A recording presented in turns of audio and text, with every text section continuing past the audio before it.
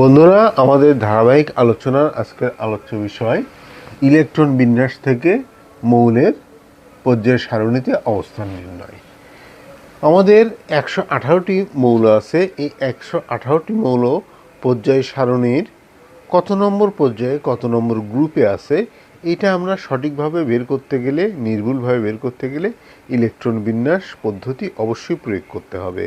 সে প্রয়োগ করার যে সহজ উপায়টা সেটা আজকের আলোচনার মাধ্যমে ইনশাল্লাহ তোমরা ক্লিয়ার হয়ে যাবে। এখন আমরা আলোচনায় চলে আসি। তাহলে আমরা এখানে দুইটা জিনিস নির্ণয় করি, একটা হচ্ছে মৌলের পর্যায় নির্ণয়, মৌলের গ্রুপ নির্ণয়। পর্যায় নির্ণয়টা এখন আলোচনা করব।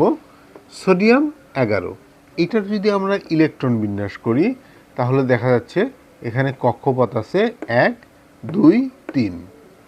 1s একটা কক্ষপথ, 2s 2p মিলে একটা কক্ষপথ, 3s একটা কক্ষপথ। আবার পটাশিয়ামের যদি আমরা ইলেকট্রন বিন্যাস করি তাহলে 1s2, 2s2, 2p6, 3s2, 3p6, 4s1। পটাশিয়ামের ক্ষেত্রে কক্ষপথ হচ্ছে 1s একটা, 2s2p মিলে একটা, 3s3p মিলে একটা, আর 4s মিলে একটা। তাহলে এখানে আমাদের সর্বশেষ যে কক্ষপথ আছে, সর্বশেষ কক্ষপথ কত? সোডিয়ামের ক্ষেত্রে 3s। তাহলে সর্বশেষ কক্ষপথ, তাহলে সর্বশেষ কক্ষপথ যেহেতু 3s, অতএব সোডিয়ামের পর্যায় হবে 3।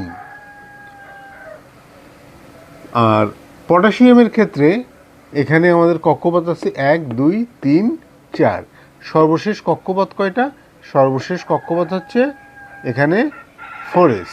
যেহেতু সর্বশেষ কক্ষপথ 4s অর্থাৎ 4, তাহলে পটাশিয়ামের পর্যায় হবে 4। তো এইভাবে আমরা পর্যায় নির্ণয় করব। এবার আমরা নির্ণয় করব গ্রুপ। গ্রুপ নির্ণয়ের ক্ষেত্রে 1, 2, 3টে নিয়ম আছে। প্রথম নিয়মটা হচ্ছে কি, যে সর্বশেষ কক্ষপথে যে কয়টি ইলেকট্রন থাকবে সেটাই হচ্ছে ওই মৌলের গ্রুপ। হাইড্রোজেনের ইলেকট্রন বিন্যাস করলে সর্বশেষ কক্ষপথে একটি ইলেকট্রন আছে, তাহলে এর গ্রুপ হচ্ছে 1।